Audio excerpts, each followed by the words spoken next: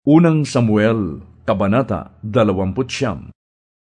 Ang mga Filisteyo'y nagtipon-tipon sa Afek at ang mga Israelita naman ay sa tabi ng malaking bukal sa libis ng Jezreel. Nang ang mga pinunong Filisteo ay patungo na sa labanan, kasama ang kani-kanilang pangkat na may daan-daan at may libo-libo, nakita nila ang pangkat ni David. Ang mga ito'y nasa hulihan at kahanay ng pangkat ni Akis. Itinanong ng mga prinsipeng Filisteo, "Sino ang mga Hebreyong ito? Ano ang ginagawa nila rito?" Sumagot si Akis, "Si David iyan, na lingkod ni Haring Saul. Siya ay mahigit ng 1 taong kasakasama ko. Buhat ng magkasama kami, wala akong maipipinta sa kanya." Nagalit ang mga pinunong Filisteo. Sinabi nila kay Akis, "Pabalikin mo na sila sa lugar na ibinigay mo sa kanila. Hindi natin sila isasama sa labanan. Baka kung nandoon na, tayo pa ang labanan nila. Baka samantalahin niya ang pagkakataon upang maalis ang galit sa kanya ni Saul.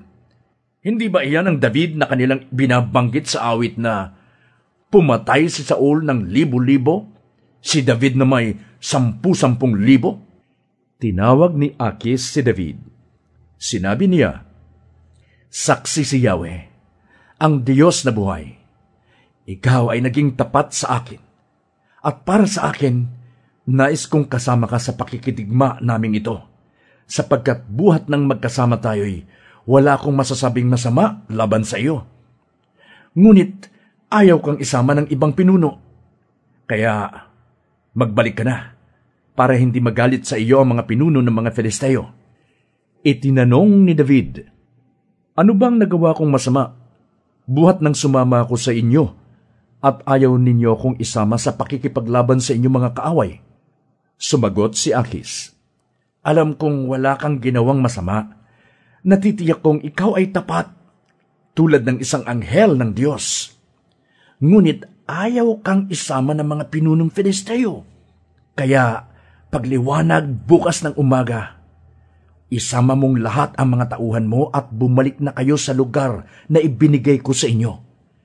Huwag sasama ang loob mo. Wala akong masasabing anuman laban sa iyo." Kinabukasan ng umaga, si David at ang mga tauhan nito'y nagbalik sa lupain ng mga Filisteo. Nagpatuloy naman ang mga Filisteo ng pagsugod sa Jezreel.